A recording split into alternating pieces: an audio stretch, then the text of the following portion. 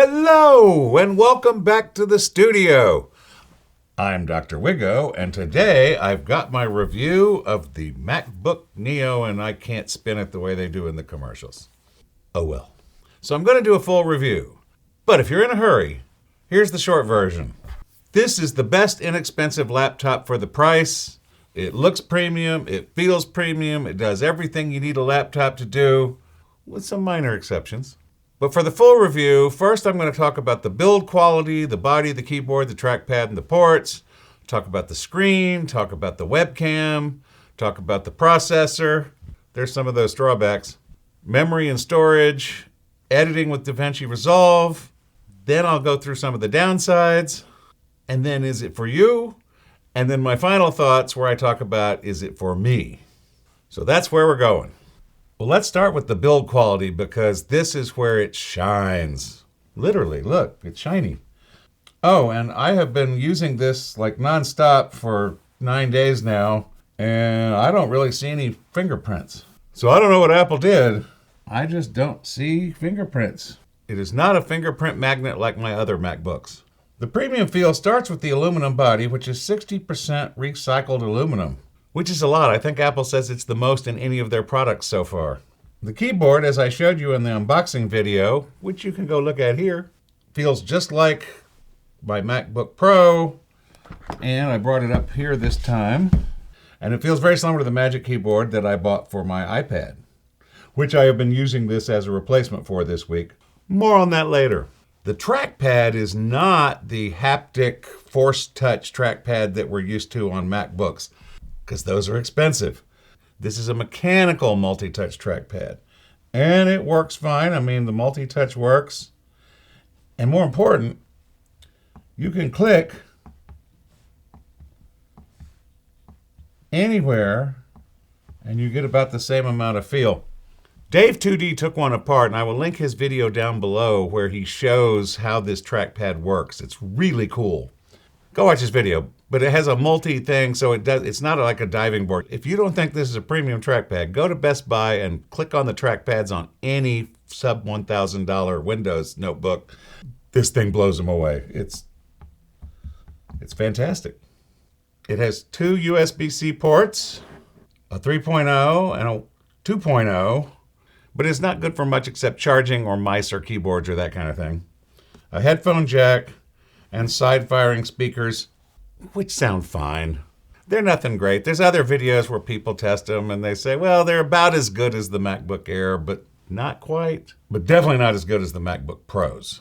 With this USB 3.0 port, it will support one external monitor at up to 4K 60 Hertz. And in my editing with Davinci Resolve section a little later, I will show you that in action down in my office. The screen isn't really anything to write home about, but it's decent. It's a 13-inch LED backlit IPS display, 2408 by 1506 native, which is 219 ppi, pixels per inch, which makes it a retina display, 500 nits of brightness, which is fine.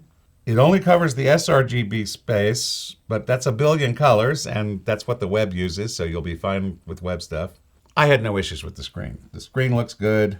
The webcam. So this is the webcam, 1080p, no center stage, it won't keep me centered. I'm kind of moving it myself. And I should also be playing you the audio that it's recording, which shouldn't be anything spectacular either. It's fine. Now the processor, this is where it's getting a lot of flack because it's the A18 Pro chip from the iPhone 16 Pro. That was just last year, you know. So it's a 6-core processor with 2 performance cores and 4 efficiency cores, and it has hardware ray tracing built in. It has a 16-core neural engine and 60 gigabytes per second memory bandwidth. If you recall from the video linked below from 2 weeks ago, the M5 Pro Max chip has over 600 gigabytes per second, which is 10 times faster. Also way more than $600. And it has the media engine. It has hardware accelerated H.264, HEVC, ProRes, and ProRes RAW, a video decode engine, a video encode engine, ProRes encode and decode engine, and AV1 decode. It's got all the media stuff, and if you recall, the iPhone 16 Pro was a great thing for recording video and playing back video and even editing some video. So the chip may not be that big a disadvantage, but we'll see. Now, it only has 8 gigabytes of unified memory. And this is what everybody's whining about. But that's a limitation of the chip. The chip has 8 gigabytes of memory already on it. Remember, Apple has made tens of millions of these chips. So these are just kind of lying around. So these are basically free. That's how this thing is so cheap. If you want it cheap, you only get 8 gigabytes of memory. And a 256 gigabyte SSD, which is upgradable to 512 gigabytes. And you may want to do that for the $100 because you also get Touch ID then. Well, let's see how this thing edits with Davinci Resolve and renders out files and everything. We're going to go down to the office in the past where I hooked this up to my 48-inch OLED 4K 60 monitor and did a bunch of editing and exporting, and then we'll come back here. So I brought the Neo into the office to hook it up to the big monitor and see how that goes. I apologize for the camera angles, but I can't run screen recording while I'm doing this testing because it takes up resources. I'm going to be stressing this thing a lot with Davinci Resolve. If I plug in the big monitor to the USB 2 port, use other port for display. That's what you get. So I plug it into the proper port, the USB 3 port. It's charging, which I didn't know would happen because I've never plugged a laptop into this monitor before. You can see how fast. There we go. 4K. Let's launch Davinci Resolve. Now I'm going to close that down so y'all can see the big monitor. I'm plugging my speed editor into the USB 2 port because it's peripheral. This is my test video, which I've used in other videos. So I'm scrubbing along and it's looking kind of okay. I'm sure you can't see it, but up here it says it's playing this at 30 frames per second. There's a smooth cut transition, which I use several times in this video, which will become important in a minute. 30 frames per second, hits the transition and freaks out. You're watching it jerk around down here. Up there, it still says it's 30 frames per second. But if you're looking at that screen, it is clearly not 30 frames per second. And now it's figured out what's going on, and it's back to 30 frames per second. So it turns out I probably could have gotten better numbers on the tests on all the other machines if I hadn't picked a video that had all these transitions in them. Because apparently the smooth cut transition, where it's blending the 2 frames together so it'll look smooth, well, it apparently takes a lot of research to do that. So the editing part with Davinci Resolve on the MacBook Neo is fine. It's not as fine on the MacBook Neo without this big screen because you tip the little tiny 13-inch screen. Up here it's fantastic. But down there it's a little... I mean, it works. You can live with it, but you wouldn't want to. This I could live with. When I rendered it on the MacBook Neo, so around 17 minutes to render a 19-minute video.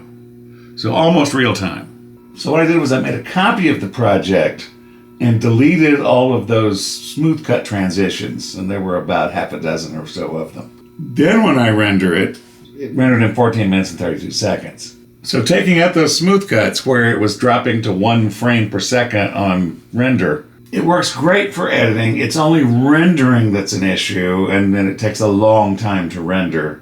Again, this video rendered by all these machines. The MacBook Neo, with the transitions included, is the slowest at 1712. Then taking those transitions out drops it to 1432. But the base Mac Mini did it in under 10 minutes. The Mac Mini M4 Pro did it in just over 9 minutes. Most PC did it under 7 minutes. MacBook Pro M3 Max does it in 6.5 minutes. And the M3 Ultra here, Studio, does it in just under 3 minutes. In that video that's linked below with the Mac Studio, I had it at under 2 minutes, but I had mistakenly rendered the wrong file. When you get right down to it, these are not unreasonable numbers for an entry-level $600 computer. It's a 20-minute video, but it rendered it in less than 20 minutes. And like I've said in other videos, you can just leave the room, let it run. So that's what editing with Davinci Resolve looks like on the MacBook Neo. It works fine, everything's great. It's just that the export times are longer. Back to Dr. Wiggo in the studio. So in that editing, you saw some of the downsides. The 8 gigabytes of memory is a bit of a problem when you're video editing. The SSDs are limited in size and slow. So you can see here that the internal 256 gigabyte SSD is about 13 to 1400 megabytes per second on writes and 1500 on reads. The new MacBook Pros, it's 10 times that. It's like 14,000, not 1400. So these are slow and small SSDs. Again, $600.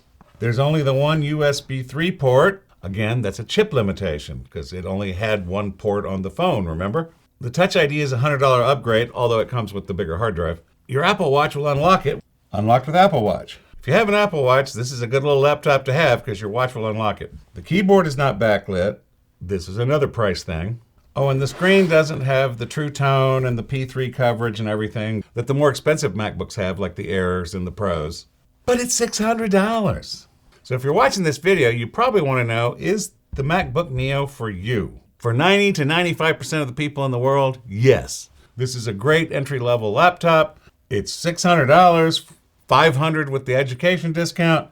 You really can't go wrong, especially if you don't do anything complicated. If you're already in the Apple ecosystem, you already have an Apple Watch, then this is a good choice because it will unlock it. If you already have an iPhone, then yes. In fact, I think that's really who Apple is targeting with this. Teenagers and college students who have an iPhone and want a laptop that will go with their iPhone and let them like mirror their iPhone and do all the kind of stuff and have continuity.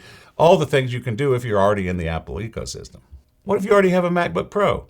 Yes, you should still get one. I don't know about you, but I hate lugging my MacBook Pro around because it's really heavy. This thing, 2.7 pounds, you just take it with you. Airline loses it, no big deal. I got my MacBook Pro at home. So for just a cheap carry-around laptop, yeah. Or are you just looking for a cheap laptop? Yes, this is better than almost every other laptop in its price range. PC Magazine's review of this gave it an Editor's Choice Award. They review PCs.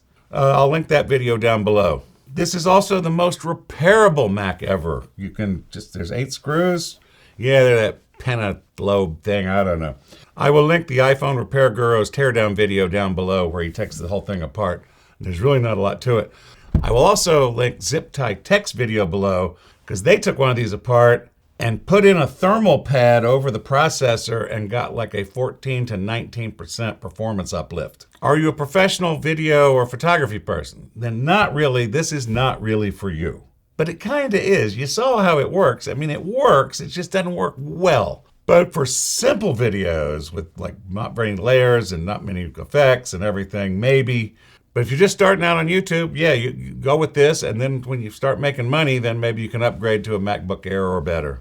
And then there's the one category that's the real problem, which is what if you have to use Windows software for work or something? Then it's a maybe. If there's just like one little application that you have to run every now and then, it requires Windows, the MacBook Neo will run Parallels where you can run Windows on the Mac. It's not really snappy because it takes half of your 8 gigabytes of memory and gives it to Parallels, but it works. And if you just have to do it every now and then, well, then yes, you could get by with this even if you have to run Windows software sometimes. So basically the answer is this laptop is almost for everybody. So what are my final thoughts given all this?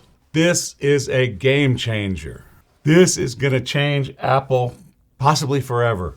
It's going to get MacBooks into way more people's hands, especially students who get that $500 educational price. Tim Cook already made an announcement that it was like their greatest launch ever.